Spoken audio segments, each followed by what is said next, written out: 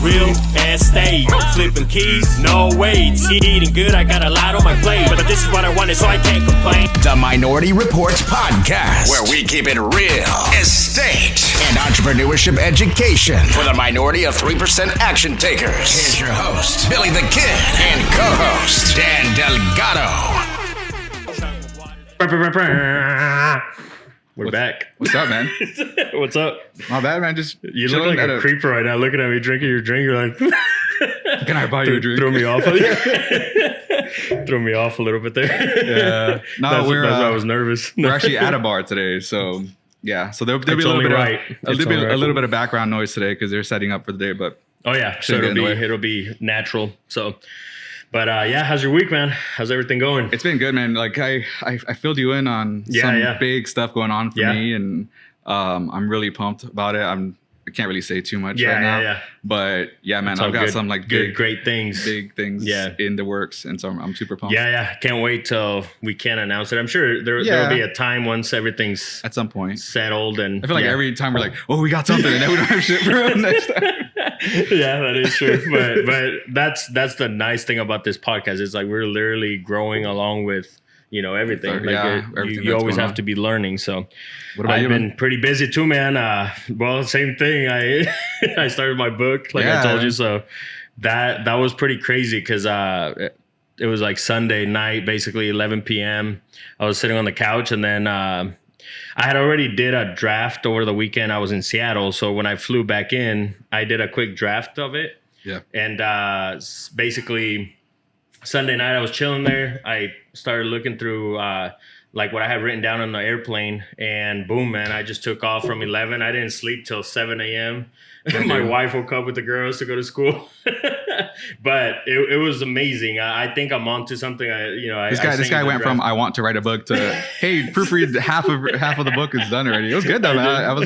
I was really happy to see a lot of that stuff. And even it's crazy. Even the little stuff that I've done, it's like I've already edited some and threw more in there. And even the title, I'm coming up with something different too. Like the title. What'd you think of the title without saying it? I liked it. I thought it was gonna be different because I thought you talked about a different one before. So that's the thing. So here's the good thing you brought that up. So the whole point of this book was more, obviously the whole point of the book is I'm actually practicing what I'm preaching in that book. And you give a lot of examples of it too. Yeah, exactly. It was basically, it's one of those where I just felt the need, I had to do it. And it's funny because it went from like, oh, okay, that's a cute idea. It'll be a good, like, quick book. But now it's becoming like, I'm like, oh, actually, this might be good. So I like your analogy in the beginning of the shits. Just like it was a little bit TMI in there. It's so true, though, right? It's so true. Like, I can't wait to. I think for sure we'll have an episode once, obviously, maybe the first draft or something, or we'll throw it out there. Maybe it'll be book of the week.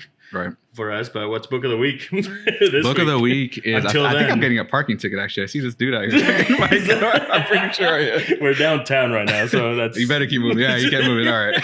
Shit. So book of the week is Persuasion by Robert Cialdini. I think that's how you say his last name. Have you read it? Heard of it? Mm-mm. So the author of this book, this is actually his second book. His first book, I can't remember the name off the top of my head. Influence is what it's called. Okay, yeah, that one, yeah. So Influence basically talks about, I haven't read it either, but it talks about how to get to a yes. It's a lot of sales and advertising is what it's aimed at. But Influence is all about how do you get to a yes, not necessarily negotiating, but just how do you get to a yes when you're making an ask at a sales call type thing. Persuasion, he gets really psychological with it. And he basically talks about how do you frame the environment in which you're going to ask for something to get what you want out of it. And it's crazy because the strategies that you use in there are so, I think, powerful for me that he even puts like a disclaimer in the beginning of the book, like, these are really powerful strategies. Don't go using them to manipulate people and for bad stuff. So it's kind of like a little hokey when you listen, but after you read through the book, it's pretty crazy, like the little things that he goes into. Like I said, most of it is for like marketing and like advertising, but people in our business, we have to sell ourselves to a lot of people. Like if I want to buy someone's house, I have to sell myself to them. Like, why do you want to sell to me? Ultimately you have to like me to some extent. So I've got some notes here from it.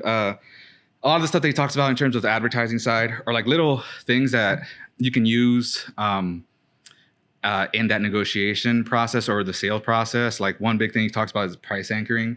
So he talks about how there's a sales guy that uses an example of, he's got like a $70,000 consulting fee for whatever it is that he does.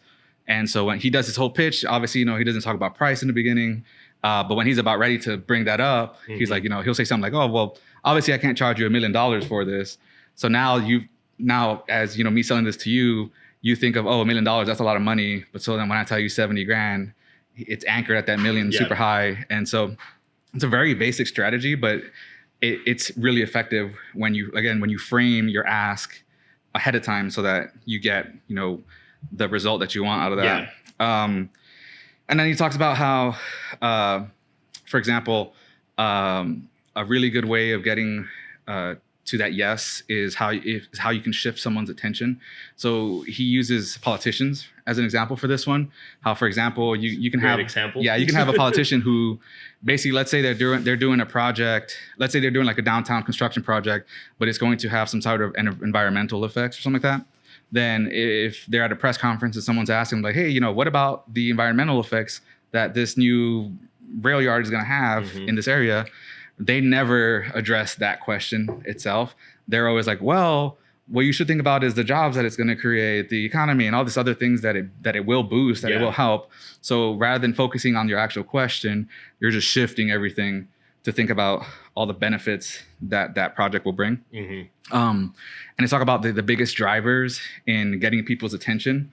And he does list them. He says sex is the number one driver for attention, which is like sex sells. People would know that, like magazines are full of good looking people, whatever. And then fear sells really well, which again, that goes into politics. Yeah. And the last one is novelty. So like something new and different.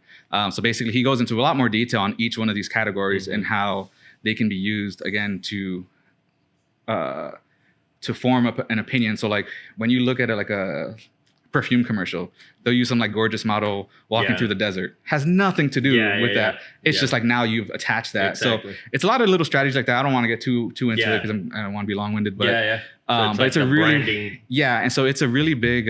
It's a pretty long read. Yeah, and he goes into a lot of psychology of how people think. But I think those are the books I love. Man. The psychology stories. I mean, it just kind of just shows you how like predictable a lot of things can be if you know what you're doing. But nice. Yeah, Persuasion by Robert Cialdini. That'd be a good one. Let's get it, man. Well, what do we have today? We got Matt.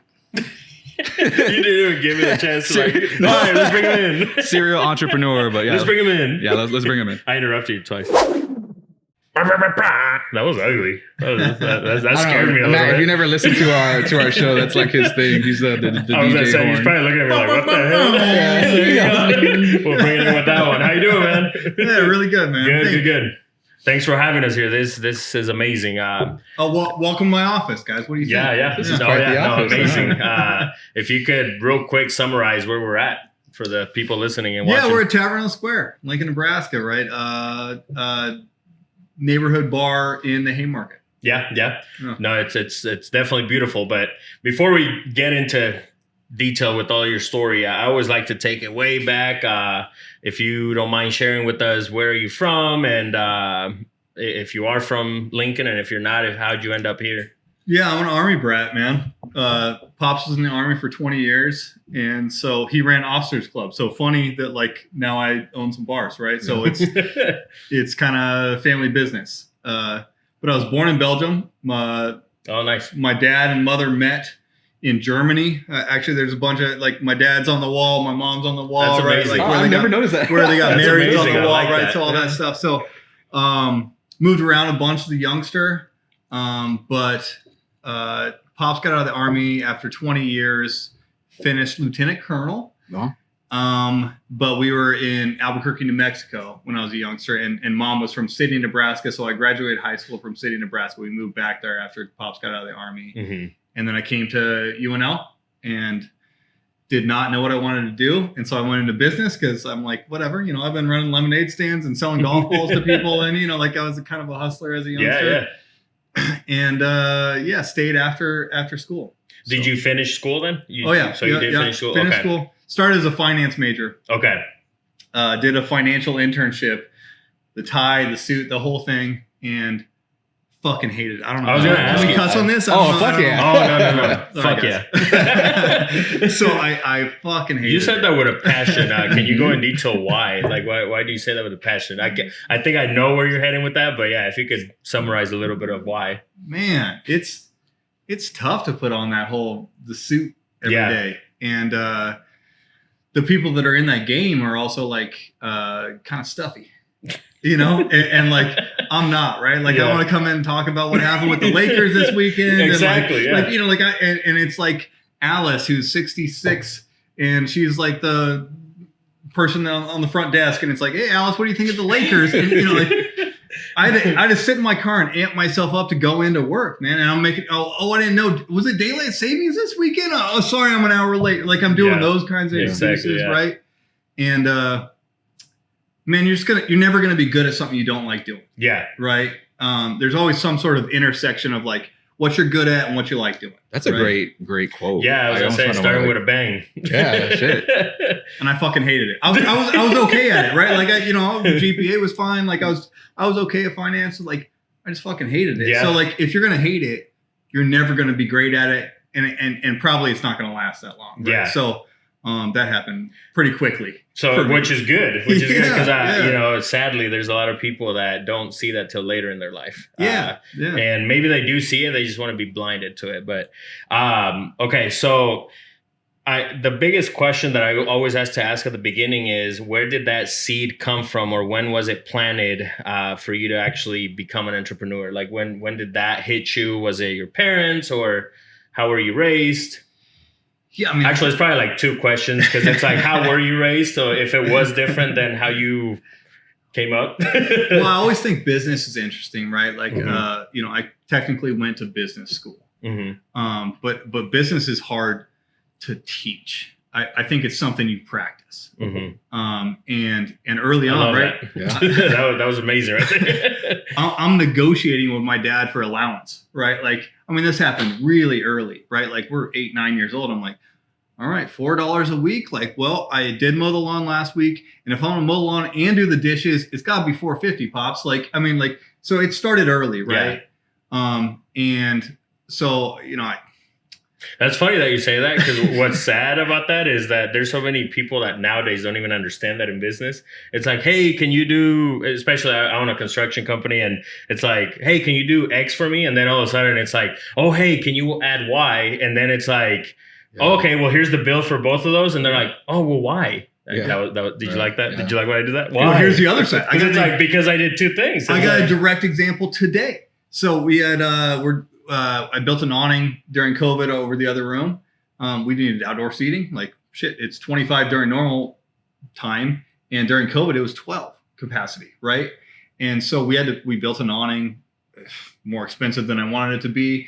And then landlord's like, well, we got ACs up there. We need access to the roof. And so like, I've gone through this whole song and dance of like putting this thing together, had to, it's custom, everything, like whatever, right? The install guy today was like, hey, it's going to be $4,000. I'm like, $4,000? That's over twice the amount that it was cost to build. Yeah. And so we negotiated down. I'll go, all right, I'm going to do time and materials. He's like, I know, but sometimes in these old buildings, that's a risk. I'm like, okay, we'll do it. They knocked it out in 2.5 hour stay. It's going to be $800. Wow. Off of $4,000. I right? love that. I saved $3,200 today, right? Like, I mean, that's money in your pocket. That is not nothing. And what I love about that, the key word is negotiated. People forget that in business. It's like, it's one of those where it's like, dude, like communication will get you far. You know what I mean? That it's happened to me too, where I'll give a bid and some people will get it right away. I try to do the best that I can with prices, but obviously, prices vary depending on the job. And I've had clients that have asked me like, well, can you give me a list of like prices? And it's like, yeah, but even the roof is this much per square, but what if there's 3 layers? What if now we need plywood? So it's like, yeah, I can give you that, but you got to be mindful of that. So I love that you said negotiated. I think that's the biggest key in business, whether you're a client or I was going to say client or customer, whether you're the one with the business or the customer. Absolutely. So I love that. But yeah, so where was that seed coming from then? Because sorry, I kind of threw you off a little bit. Where was that seed planted that you could remember? Where would you blame that? I honestly don't think it came from either one of my parents. My mom was a teacher. Pops was in the Army, right? He got drafted. So right? what was the teaching at home then? Well, mom was a disciplinarian, right? And it was work ethic. And I don't know. I think this is probably bad to say now, but mom spanked us. Like, I mean, I got hit with rubber. She was a disciplinarian, and Pops was always kind of like. So then after the Army, he worked in HR, right? So he was pretty good about putting things in perspective. But yeah, those two combined makes me, right? Yeah, exactly. Yeah. You know, and so they both have impact on it, but neither one of them were entrepreneurs. You know, I think it's just, I don't know where it's nature or nurture or like however it works. But like, I was always the guy loaning money to my buddy in high school, or like, you can use my cell phone because you don't have one yet. You know, like that kind of shit. I got beer money, you know, like that kind of stuff. Right. So I've always been that guy. Yeah. Okay. Love it. So basically you kind of figured your way into it. You're like, and so to fast forward a little bit more, was there a business before this place? I'm assuming you've probably done other stuff or you know, where did you take action where you first did your own thing? Because you said you finished school, got a job, I'm assuming. Yeah. So I got my paws on a few things, but like, so I did the internship in college, and then, I hated it. And actually a buddy of mine got me a door job at a bar, still in college. I'm a senior in college at this time. And I just like the action, right? I love the bar business because you meet all walks of life, right? There's the rich guy, there's the poor guy, there's I mean, you see that, this guy invented this thing that makes Elmer's glue, like all the stuff, right? You meet them all, right? Like sad, happy people. Yeah, both. Man. People are coming after funerals. People are coming to celebrate graduations, or this bitch is divorcing me. There's everything in between, right, man? And I think it's the school of life, right? You get to see everyone else's stories. Yeah. And you're a pseudo therapist, you know. You're just hearing it, right? And shit, they've had a couple cocktails, so they're going to be a little looser with you, and so more intimate, huh? Yeah, you just learn stuff, right? Yeah. We actually, I married a couple. I got online. I'm a now, bless you, my son, right? So like, I married a couple that I met really early on in my college days. I thought you were like the third wheel or something. They came in every Monday, and they were like cheating on their significant others. Oh, wow. And then they got divorced or whatever. But then when they finally got married, I was the one that did it, right? So like, we become a bigger part of people's lives. So all right. So backing it up, right? So did the college stuff. Then the owner, my owner, I worked my way up from door to manager, right? So I started doing stuff at the bar, and he died, passed away suddenly. Youngster, I mean, he was 32 when he died. Wow. My mentor. Oh, wow. And crushed me. And then I was like, where am I going to go? Right. So then I apply for a bunch of jobs, and I get a bunch of these jobs. At one point I had 3 jobs. And again, I just hated them all. And I was like, shit, I think I know what I'm doing. So I went shopping. And so I went my best friend moved to Chicago. So I went to Chicago. Every bar that was for sale, I went there. And at this point, I'm 22 years old.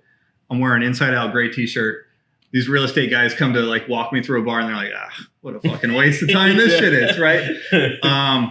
But every bar I went into, I tried to make a note of something they did well. And I went to probably 30 of them. And each one, I'm like, okay, I liked how they did their seats there. I liked how their bottles were arranged. I liked, the flow. I liked the floor there, like whatever it was, right? I wrote down 2 to 3 things at each place that I looked at. And then I created a Frankenstein, right? Like then I came back to Lincoln, heard through the grapevine a coffee shop was for sale, walked through. I was like, shit, I like this. And then, took that list and what can we do here, right? And it became like none of this is a new idea. Right. Neighborhood bar is not a new idea, right? I just stole everyone else's ideas and morphed it into my own Frankenstein. I love that. You know what I mean? I love that. I feel like a lot of people forget that it's not like we reinventing the wheel. Yeah, we're. But there is something to. I bartended, 12 years I want to say. So, and it's funny because all I wanted for the longest time was to own a bar, and then I kind of got more back behind the scenes of like the management side of stuff. And I'm like, the last day you couldn't pay me to own a bar now. But, you know, there's a lot of bars that come and go and they fail and some succeed. You know, you guys have been doing awesome for a long time. You know, what's your secret sauce? We turned 11 and a half this year. 11, we're probably 11. That's huge. Nice. I mean, and then, was that good? That was it. There it goes. One thing that I do want to mention too is like, I love how you guys were able to pivot during COVID, because everybody knows that the service industry or hospitality, like it was just hit so hard during COVID. You guys started doing some really innovative stuff with your drinks. And I remember you like putting a thing out on Facebook asking for like, does anyone have any mason jars that they want to sell me? Because they're doing like to-go stuff. And I was like, shit, that is such, but it wasn't like, hey, here's a friggin' Jack and Coke. Like, I mean, it was like premium cocktail stuff. Yeah. So how did that come about? Well, so Tavern opened in 2010. We opened the Other Room in 2013. And Other Room is like, we say high society, right? Like it's only cocktails and it's, I mean, speakeasy. Yeah. All right. People call it speakeasy, right? We'd like to say craft cocktails, right? But yeah, I mean, I can't sub over there. I can crack Bud Lights and pour Jack and Cokes over here. Right. I can't sub over there. Those guys are so talented. A different skill set. And so yeah, then COVID hits and like woof, like what a the most stressful year of my professional career. But yeah, then we got to be different, right? Customer changes, so we changed from serving people in a bar to a retail shop, right? We revamped this whole thing, and now it's like come in and buy our stuff, and like, but yeah, we have to learn through like packaging, right? We did craft cocktail kits is what we did, right? So it's dehydrated fruit, and here's the mixer, and like here's the premix of the syrups, and like so we can get we started with our 4 most popular drinks, and about and shit, it's the Wild West at that time. We're making it up.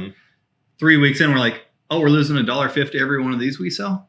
Oof, let's get back to the numbers here and change it around a little bit. So, but at that point, it's like I'm just trying to keep people employed, right, and keep culture together, right? Like the world's on fire, right? It was the Great Depression for a second. And so I'm trying to let our team not feel that, right? It was almost a fake environment. Because everybody makes their money on tips in this world. So I fired myself. I got fired real early, right? I got fired real early. And then I just put everybody else on salary. I'm like, all right, we're just going to give you the equivalent of $65K a year, and we'll give you a check every week, and we're going to figure out how the fuck to make the money.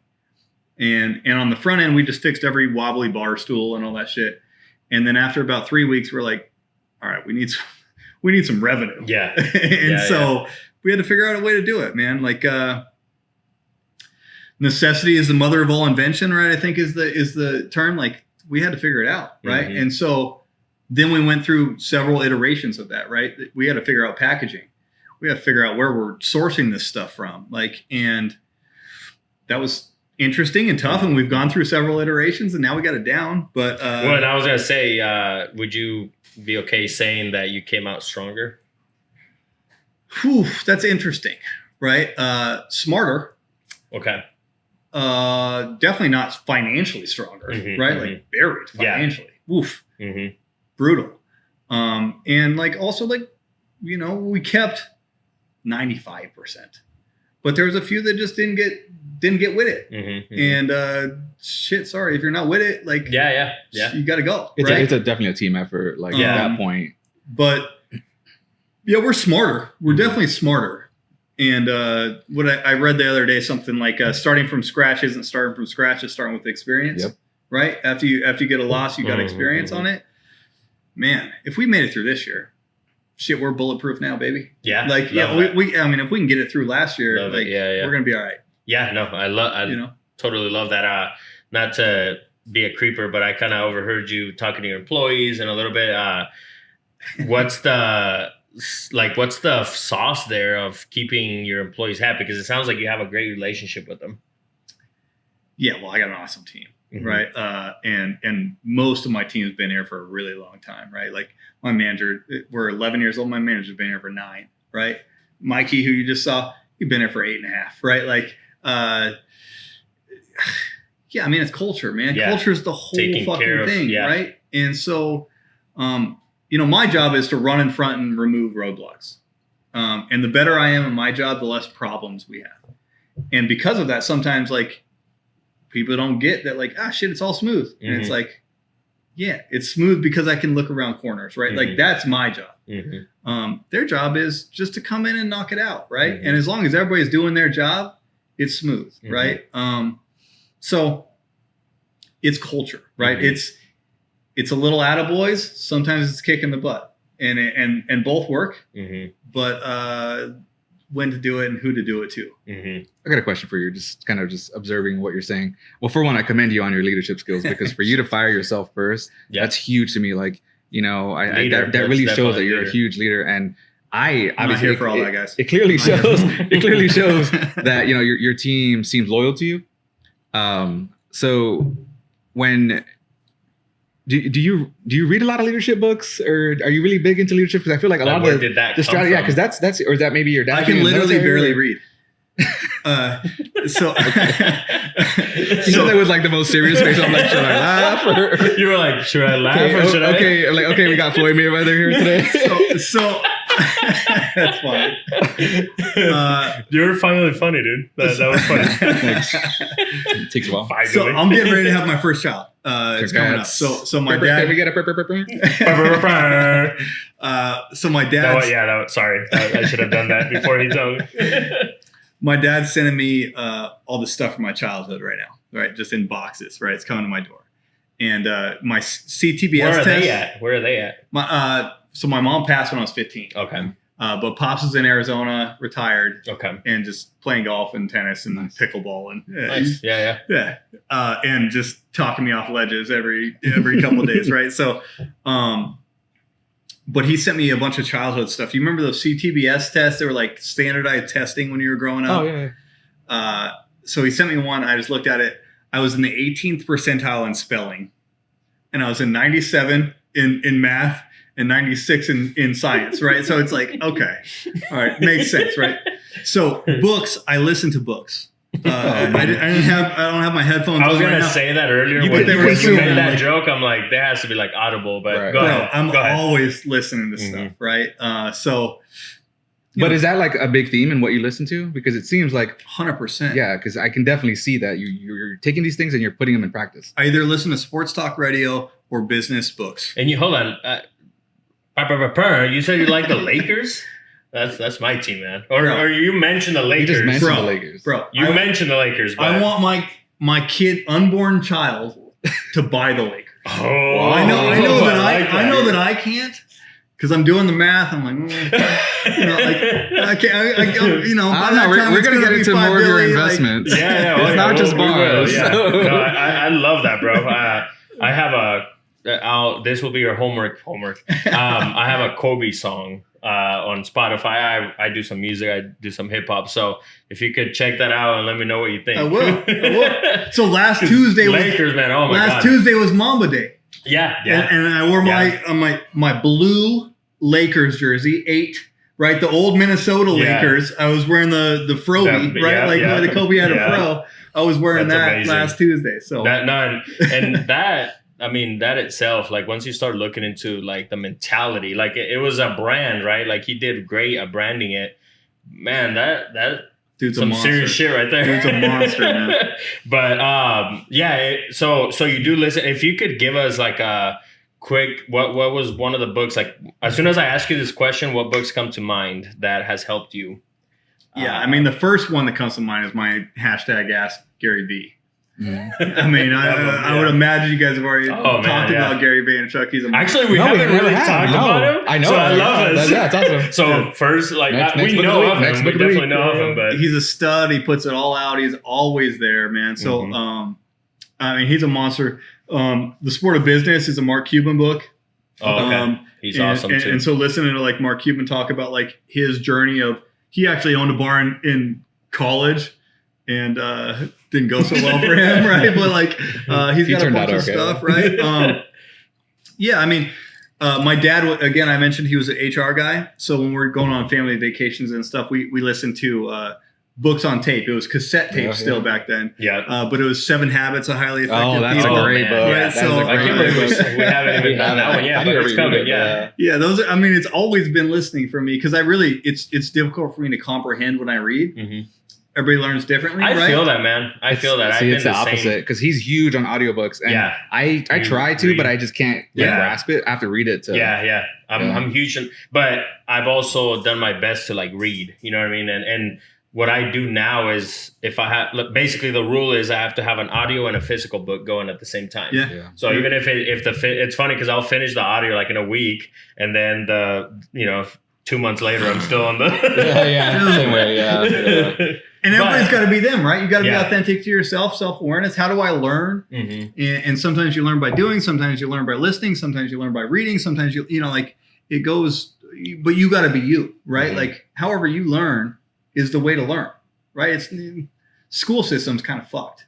Oh my God. Hold on. So I was literally looking at you, Matt, and I'm thinking, I'm going to ask him about school. Like, how does he feel about school? That's literally, bro. Anyways, if you could go ahead. Well, we get more into that when we had our podcast with Zach on there and we talked about acting. Yeah, he's doing stuff. When your kid's here, man, you got to get him started into acting because that's exactly kind of like the theme. Shout out to Zach, too. He's like, his thing's coming along. Oh, my God. He's doing such a great job. We get invited to do a walkthrough. He's a hustler for sure. He's a freaking monster, too. But if you could touch on that. Because I was literally about to ask you about that. Especially since you finished school. Yeah, I was actually okay at navigating the school system, right? Grades were fine, whatever. I didn't like it though, and I kind of really did it just because of pressure from mostly moms, right? Like and society. Whatever, right? And man, it's broken. It is broken. The college system has been. Let's do college, and unless you have a degree, I'm way more likely to hire some dude that's been flipping sneakers in high school than some guy that has a bachelor's degree, right?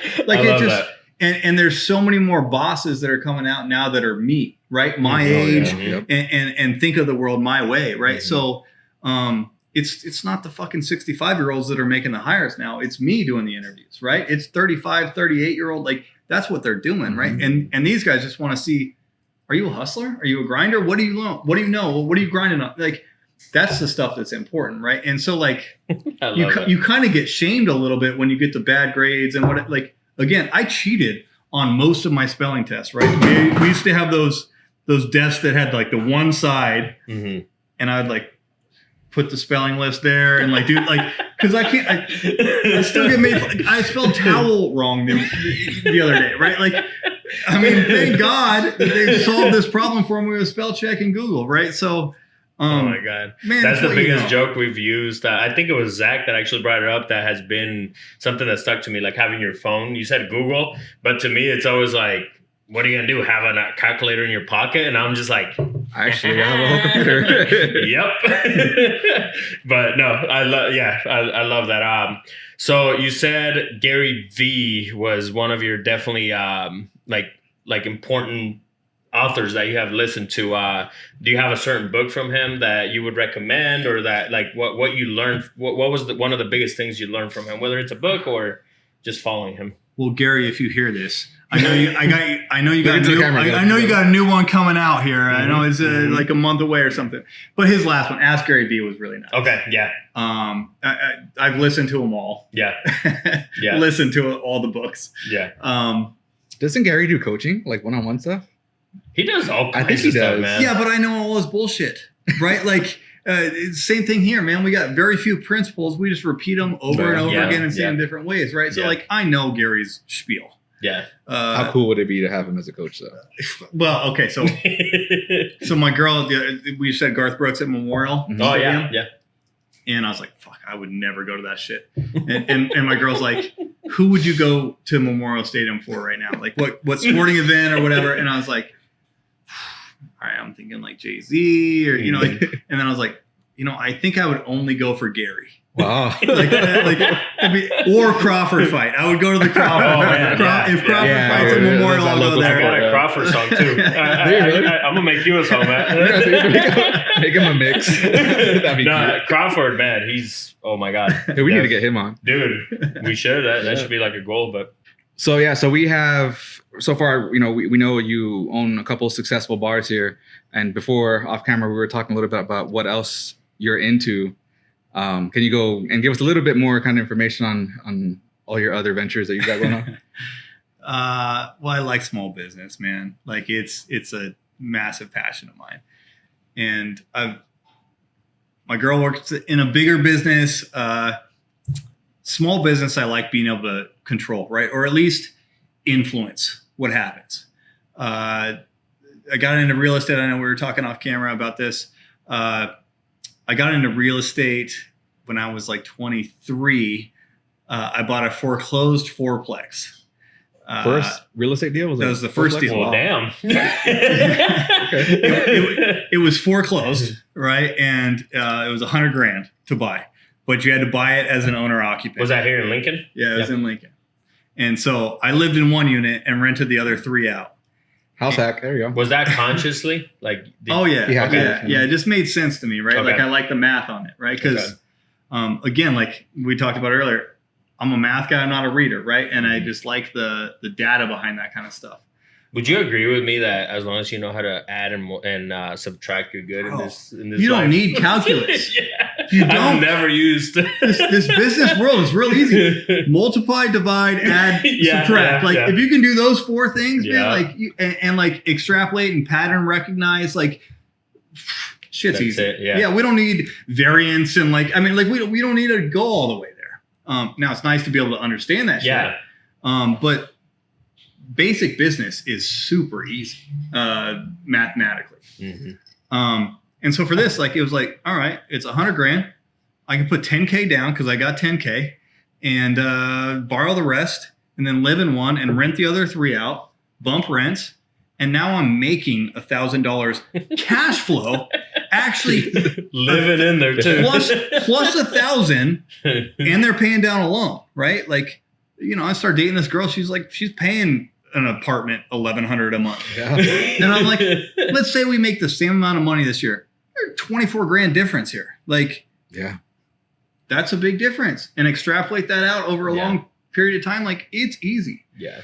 So nobody put that like idea in your head. You just saw and that's that. what I meant by conscious. Like, right. Like, did you study that before you did that? A lot of people would be afraid of that Mm-hmm. type of. I mean, $100,000 obviously is not a ton, but like especially for a fourplex. But not a lot of 97% of people won't go out and buy a fourplex. They'll go buy a home. I hated buying beers. I hated paying rent. So I started a bar and I bought a place. Like. Damn, problem solver. I was gonna say he solved modern problems and modern solutions. Love that. In college, I hated paying for golf, so I worked at a golf course. Like, I mean, it's just like what's the shit that like you like doing that you don't like paying for? Try and be that thing, right? And so, so and that did not come without its own problems, right? Shit. These apartments were going off at $400, $450 a month, 2 bedrooms, and so like I'm fist fighting people in the front yard, and like I got to deal with cops that whatever squat. Like there was problems that came with that, right? And I'm assuming with the bar, right? Like that's the thing. It's that when you're in this lifestyle, I was gonna say business, but in this lifestyle, problems come. Yeah, we chased the motherfuckers out early here at the bars, right? Like, we had a certain level of like what we're gonna allow, right? Mm-hmm. Well, and I don't mean just like customers. I'm talking about just in general, right? Like legal, just like everything. Liability issues. Yeah, like there's so many things that come with it. But how do you deal with that? Like, how do you deal with, because just to kind of go along with that fourplex and then with the bar, and we'll get into more investments that you've done. But on the front end, what's the key to that? How do you deal with that? That was the stuff that kept me up, at night. But you figure it out, and it's just part of the game, right? And like whatever, like I'm no tough guy, but like it's just part of it, right? Mm-hmm. Like you gotta just set a precedence. This is unacceptable. When we first opened, so you guys saw we got a big ass courtyard now.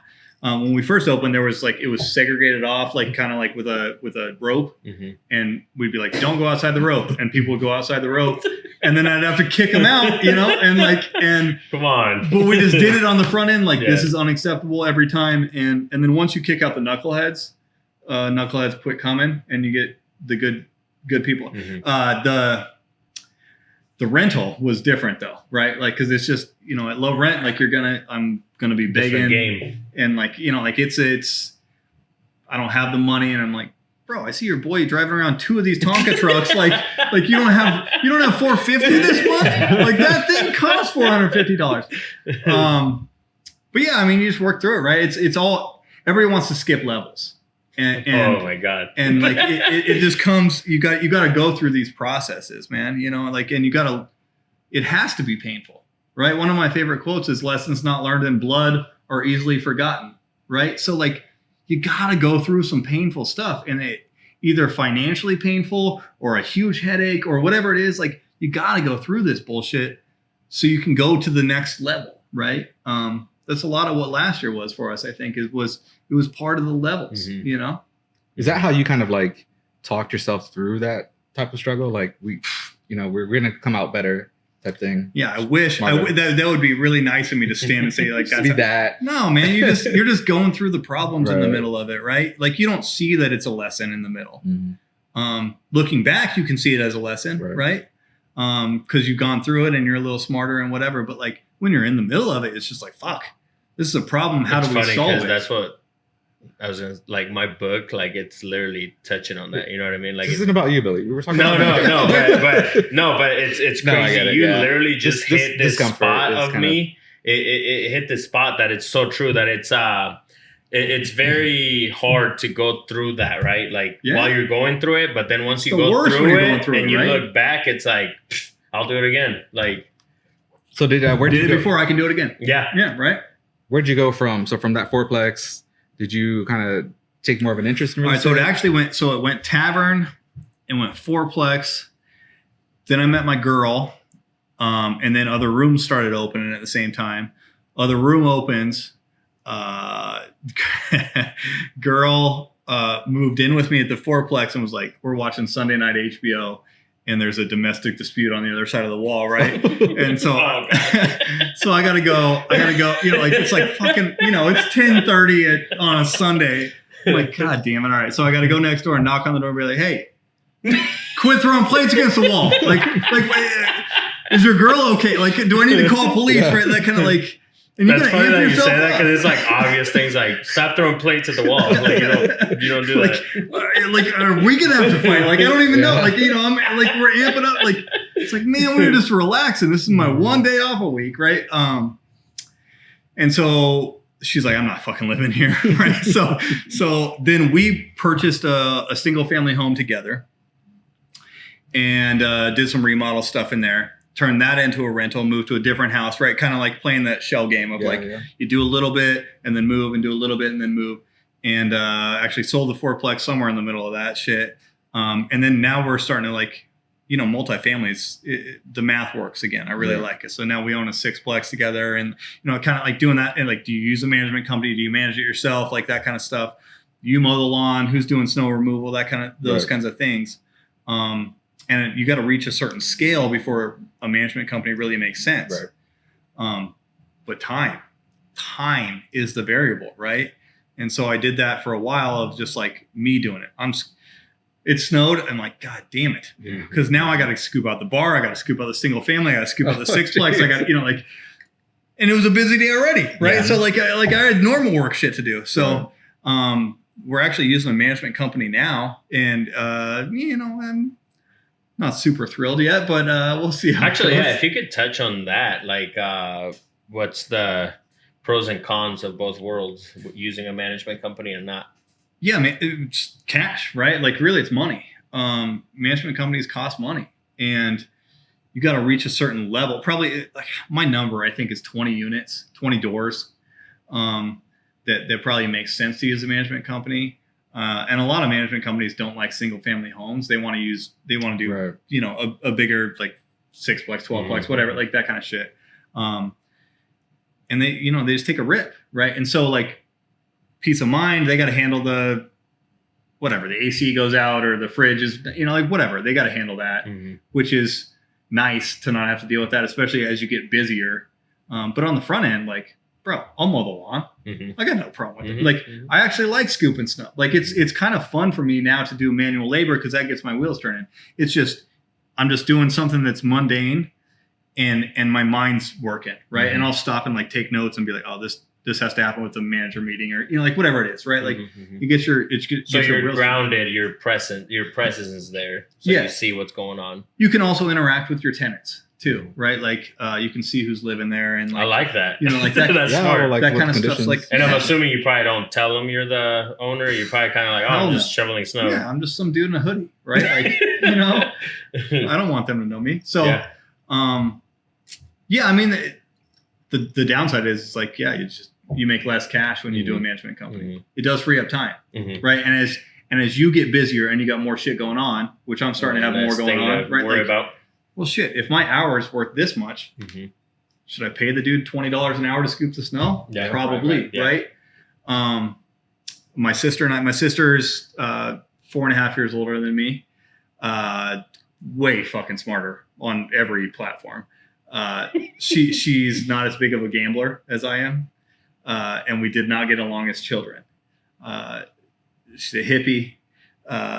One of the things my old joke was the only thing we have in common is we both don't shave our armpits. So if you're listening, oh, she knows. We're close. We're close now. But she started a flower farm in Illinois.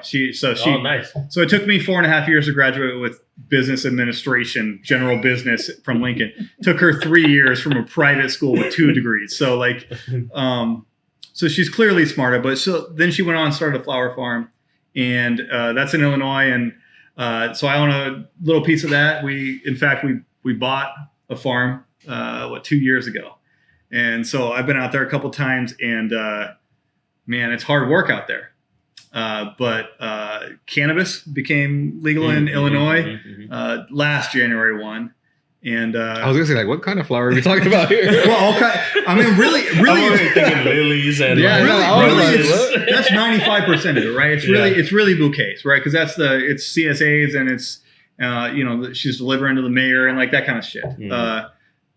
Well, we're dipping our toe in this cannabis world, right? Seeing what that looks like. So it's a business. Grew some plants this year. That's a little complicated because there's a grower's license, there's a distributor's license, there's a processing license, there's a bunch of stuff that goes through that. So we're working our way through that. But right now it's CBD. I even learned that there's only a certain amount of licenses that you can't just walk in and be like, all right, like there's only X amount that they give out, and you could actually buy the licenses. True. License is worth it. It's crazy. Yeah. That's crazy. So you do some real estate. What else? What is? I mean, I was gonna say you sell some weed. That probably didn't sound right, but what else? CBD, cannabis is what we like. I know. I'm just kidding. Shit. What else you got going on? Man, I love investing. I think especially for this younger generation, investing's never been easier, which is good and bad, right? It's dangerous because people can get into like. I know we just went through this meme stock shit, right? Oh, God. Yeah. AMC and GameStop and all that. Like, those are terrible businesses, right? And it's like,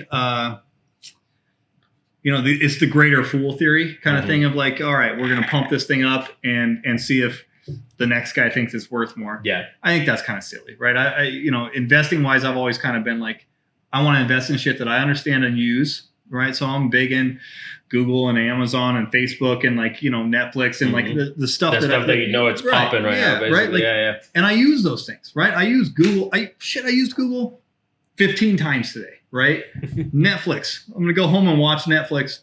Well, tomorrow, because I'm busy tonight. But like Amazon delivered 3 packages, like Amazon, like this is. I love how you're doing that. It's just like, it's shit that you do every day. Like, what are you using? Obviously making money. What do I know about, right? Yeah. So, and I just buy and never sell, really, and buy more.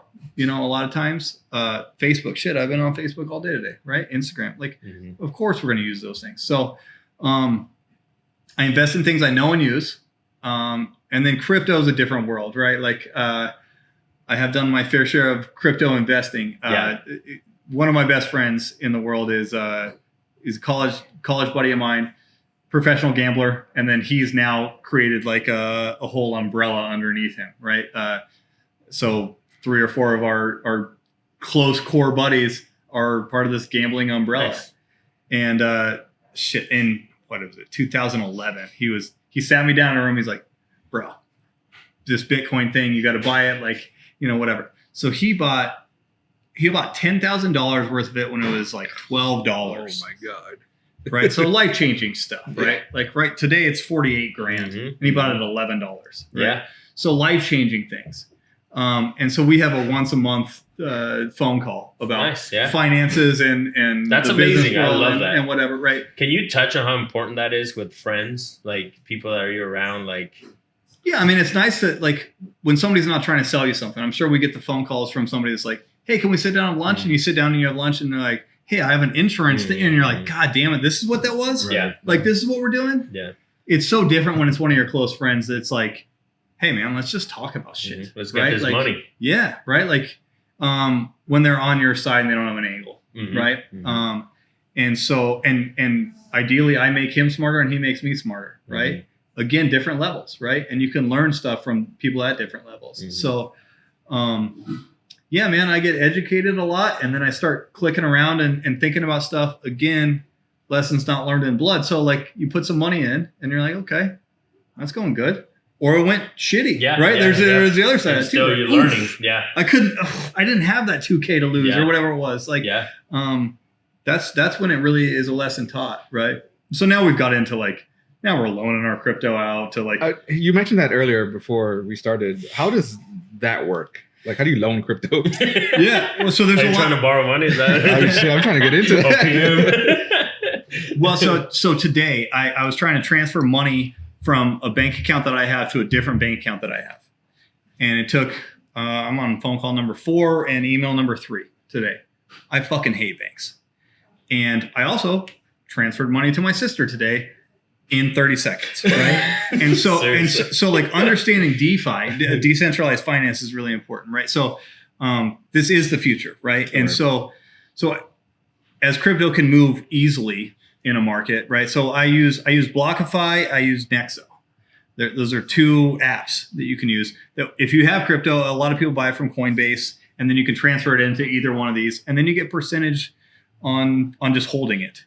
And then you can loan it for a larger percentage. And and we're talking like, what, I'm getting in a checking account or a money market fund right now, I'm getting 0.1%. And on BlockFi, I'm getting 4.5%. Jesus. It's so like old school bank rates. So like those are different numbers, right? And if I'm just going to park it somewhere, 0.1 versus 4.5. What's your thoughts? What are we doing here? What's your thoughts on El Salvador being the first one with Bitcoin to make it public? Well, I don't know. I don't know anything about this. Oh, really? Educate me. Okay. Well, that's the thing. It's funny because I don't know much about it, but it's the first country to. So basically, they're the first one to recognizing it as an official currency. Oh, is that right? So they have ATMs. Like they have ATMs everywhere. So the Mill's got one. Mill's got a Bitcoin ATM over there. Nice. So yeah, I don't know, something to look into since that's part of the investment. Super dope, man. It's. I mean, it is like I always think the right answer always wins. It might just take a while, right? Like, dude, you're full of like these cool little snippets of like. Seriously, you throw the quick gem in there. Like okay. So, in the middle of the break, you were talking about your podcast, man. What's up with that? If you could tell us a little bit about it, and then the story you were just mentioning right now. Well, yes, it doesn't exist anymore. Well, I think it's out there somewhere in the world, right? It's Spotify or something. It was called Bar Napkin Business. And we're doing something similar to like what you guys are doing, just talking to small business owners and chopping it up, But it's weird how it grows to weird stuff, like, and just things come out of it sawdust, right? Yeah. Like, I just like, I didn't think that was going to happen. And then like, it's just there, right? Yeah. And my girl and I were out one night, and this girl came up to me, and she recognized me. So which that feels weird, right? It's like we're just doing something on the side, like we're not big deal, like it's amazing. A small deal. And she's like, I'm a college professor, I have a business school class, and she's like, I had all my students listen, like, or pick an episode and write a paper about it.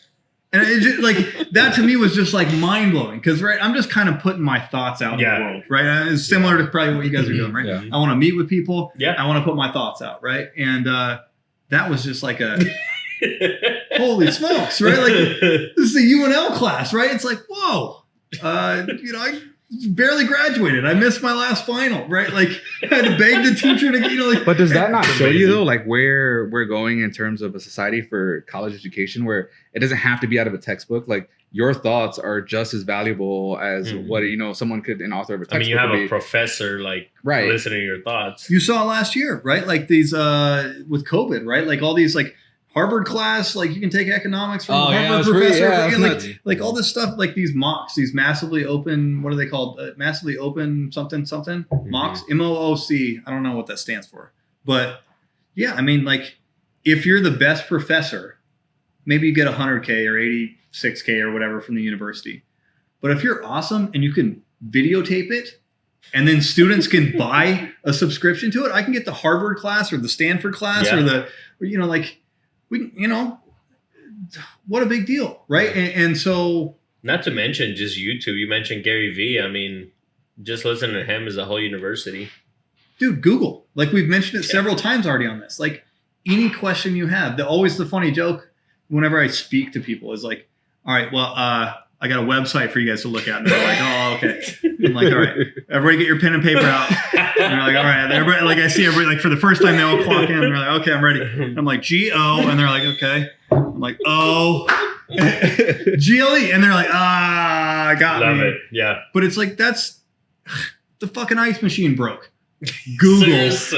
Manitowoc, like, do, this thing is doing, like, it's the fucking answers are there, right? You just got to go solve it, right? And so that's really, we got to teach critical thinking. We got to teach,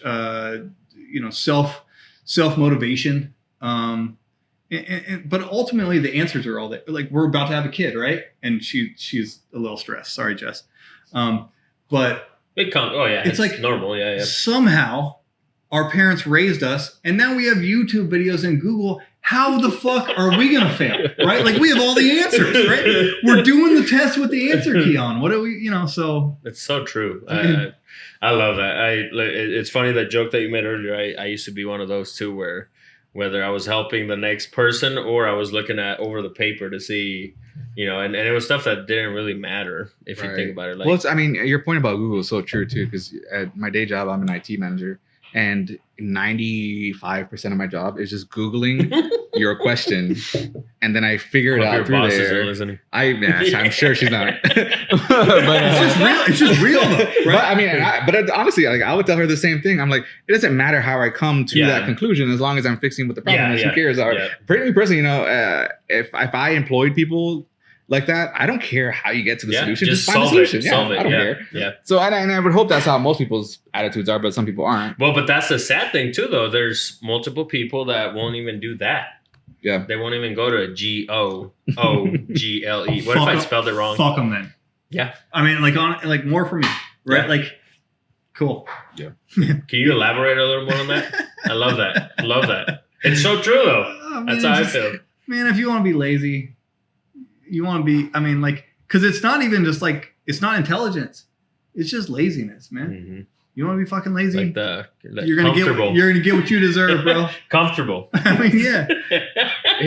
He's plugging his book again. Jesus Christ. Is that what it is? I missed it. Yeah. He's like looking at me like, what the fuck? No, I love that though. Yeah, no, it's true though, because like when you think about it, it's that whole thing of working smarter, not harder. Like, you're not going to get a freaking trophy for working your ass off to find the same answer that I found in 10 seconds, Mm-hmm. Well, so there's this, my favorite follow on Twitter is Naval. I don't know if you guys ever heard of him. Naval. He's got this. Is he on Instagram too, or? I don't even know. Okay. He is, he's got a Spotify thing, like there's a podcast. He's got this thread that's how to get rich without getting lucky. It's like 3.5 hours long, something like that. One of the most educational, smart things I've ever listened to in my life. Really? And he talks about, like kind of always the philosophical question about God. Is he omnipotent? I know what word you're if Dan doesn't know it, I don't. Ultimately, all powerful and all knowing, right? Like I know what word you're looking for. If God Dan's my Google, by the way. So the philosophical question is, if he's all knowing and all omnipotent. Powerful, omnipotent. There you go. See? all powerful and all knowing, right? Right. If he is these things, how do hurricanes happen? How do all that shit happen? Mm. And he says, well, do you want to get rich by working the hardest, or do you want to get rich by doing the least? And if you can push a butterfly in one direction, and the chain of event that happens is the event that you want to happen, isn't that the easiest thing? Right? Warren Buffett makes 4 decisions a year, right? He reads and thinks and like all that stuff a lot, right? But he's not working any harder than I am. He's not plugging any more hours in than I am. Mm-hmm. He's probably doing less, quite honestly, right? He's just smarter, just and his 91. judgment is better. And so those kinds of, if Warren can make 2 decisions a year, and it changes the whole fucking, that's the thing that you want to do, right? So it's funny that you mentioned decision. One of the biggest things that I love, that I read about with successful people, it's like the less decisions you make, the better. So that way your brain, so even like clothing, for example. I was just you always talk about that. You knew where I was getting. It's funny because it's on video, right? If you're watching, make sure you watch his reaction. But it's funny because I have, and not to fucking sound like that, but I have a lot of nice clothes. I really do. So my wife is like, "What the hell? You have more clothes than me," which I know for a fact is not true. But sorry, wife. But no, but. The whole point is that, but I choose to wear whatever the hell's comfortable, whatever the hell's the fastest, and that's it. Like, because I've read it over and over again that you're wasting energy. Decision fatigue. Yeah, you're wasting energy in it. So that, that's. But it makes sense, right? Mm-hmm. I mean, Zuckerberg, great T-shirt, right? Mm-hmm. Like Bezos, right? Like they're not wearing that suit that you talked about earlier, dude. How painful would that be? I got to.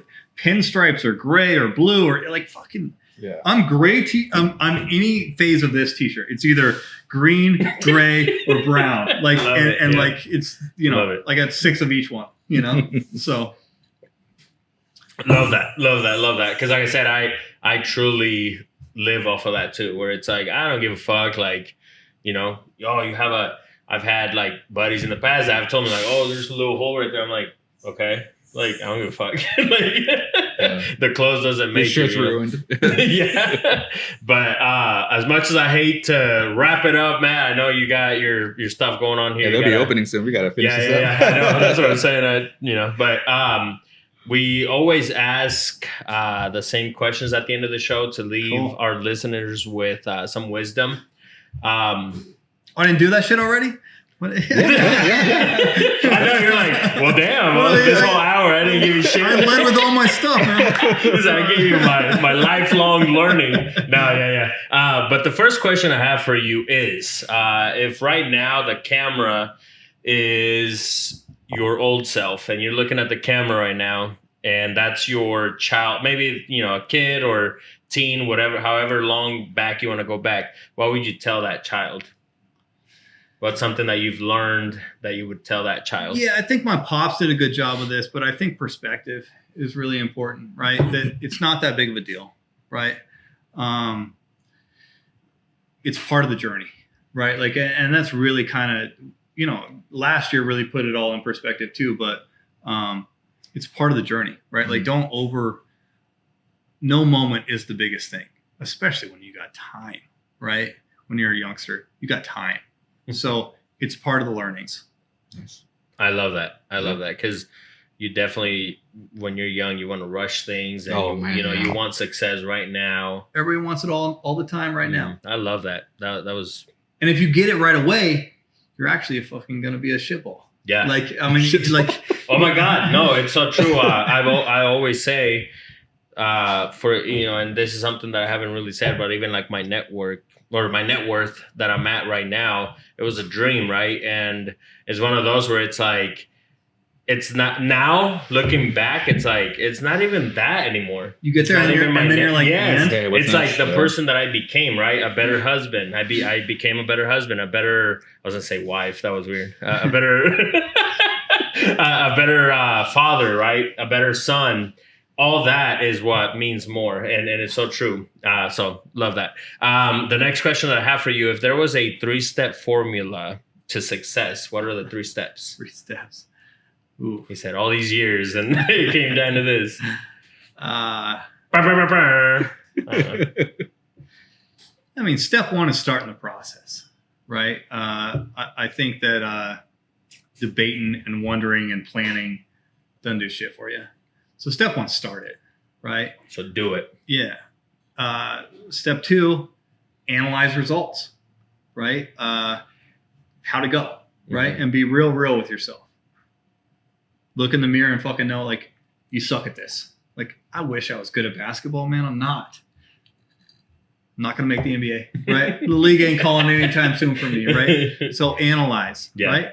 And then 3, improve and repeat. Repeat process, right? Love that. I'm impressed at how quickly you just pop those off. He had these. You know what you're doing. I did it. I don't know. It's so all right, good job, man. That's awesome. You guys should have sent me these questions. I kind of feel like I should have. Say that. No, and you know what? Our guests say that. There's some guests that they know the questions, and then some that don't, and the ones that don't say that every time. But it's like, no, I don't. You know what? We refuse to send them because I want to hear. We want it to be organic. Yeah, exactly. Yeah, like no, raw. That was awesome. I mean, yeah, that was great. You hit that. And then my last question I have for you is: if you were to write a book, what's the title and the theme? I already told him earlier he should write a book. Yeah, again, I can't read or write. If you were to record an audiobook. Yeah, if you were to record an audiobook, there you go. Oh man. Like what has been what's the theme of the book? Is that what what's the well, theme or like I said, if you could throw me a title, we basically the whole point of that is basically what's the biggest thing that has affected you as an entrepreneur is really what it comes down to. Like what would be the grit? Maybe it would be the name of the book. I could see. It's funny. Yeah, you said grind and hustle a few times. I live and die by those words, by the way. But I think grit maybe is part of it, and like that definition to me is kind of like getting through the shitty stuff, right? And like just doing shit that's outside your job description.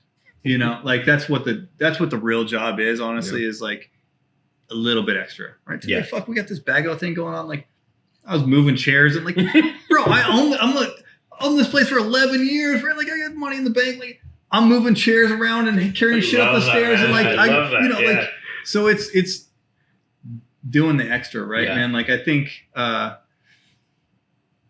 like it's like the stuff that's in the dirt, you know, like that's the more important part. I think that's where your learnings happen. Mm-hmm. I love that, man. Love it. I wouldn't buy or I definitely read relate to you, though, by the way. So I would. So once it goes live, let me know.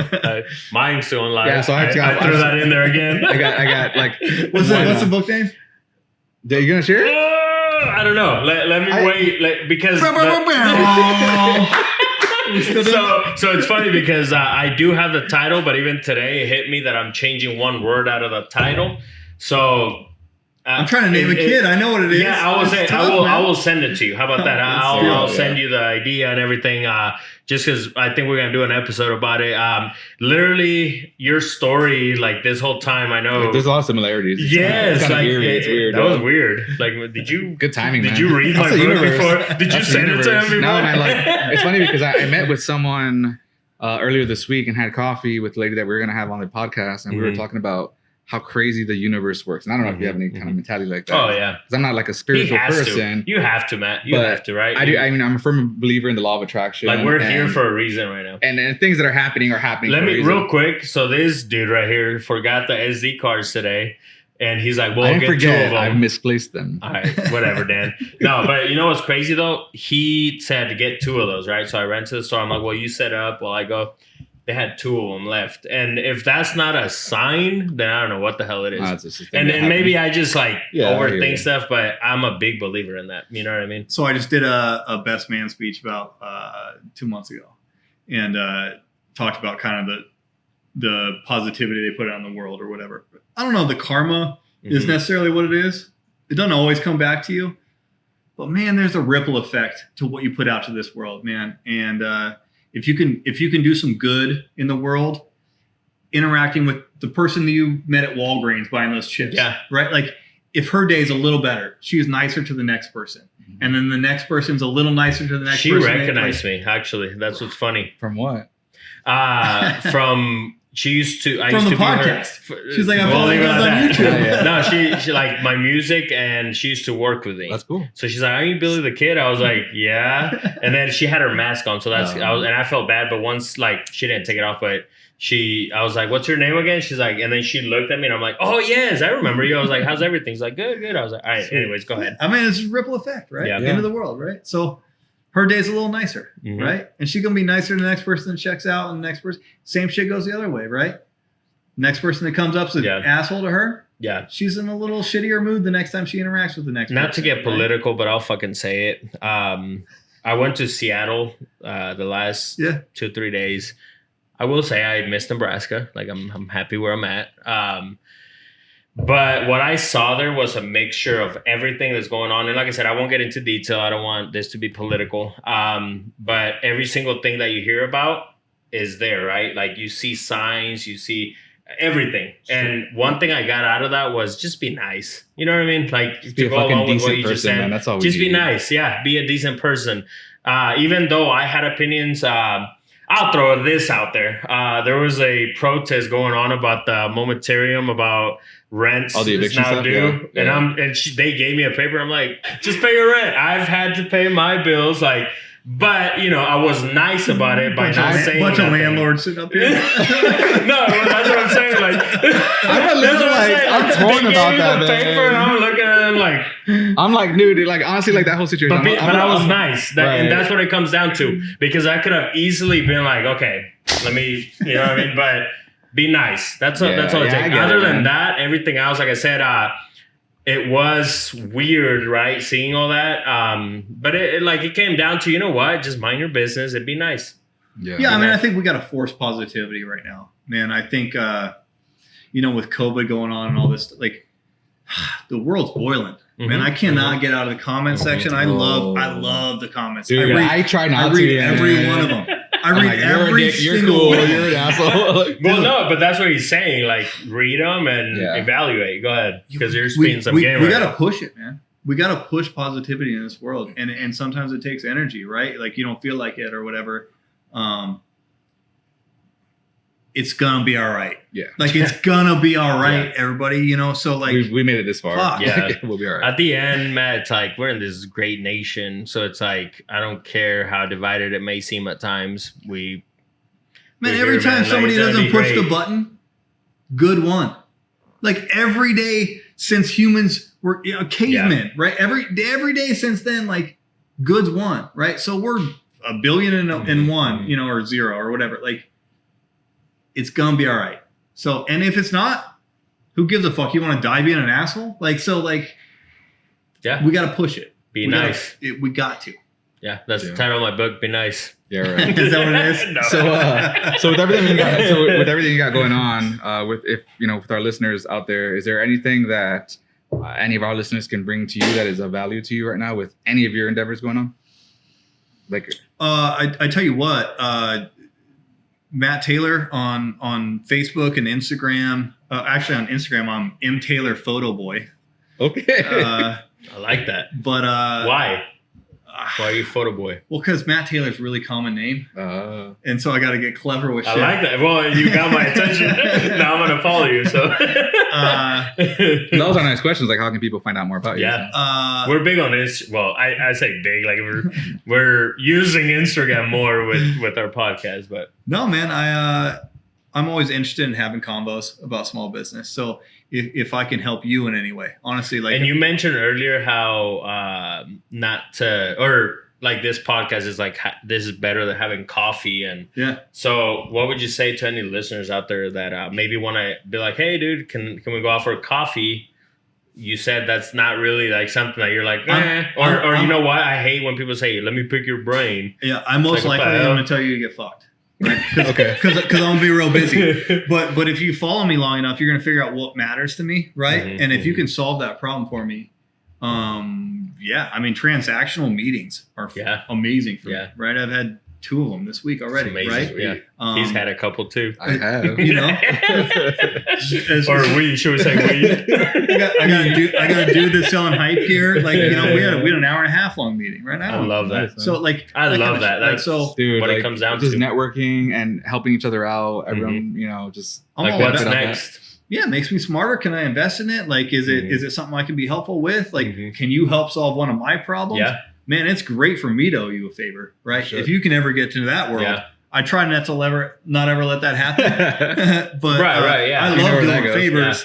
Yeah. So you know. People forget, man. So, back in the day, Matt Taylor on Facebook. I'll put a link on. Yeah, for sure. And then what is it? Matt Taylor Photo Boy. M Taylor Photo Boy. Taylor Photo Boy. Dan is a public figure too. So I got a shirt with my. Is that right? You got a blue star or anything? No, he does actually. I do. Actually, it's funny that you said that. Man, verified. I'll take that. I walked into that one. Oh man! But Matt, this has been amazing, man. Awesome, hey, appreciate your time, gentlemen. Thank you. Yep. Everybody out there listening, make sure you guys follow Matt on Instagram, everywhere else, but Instagram is where we're at. We're going viral. We're doing big things now.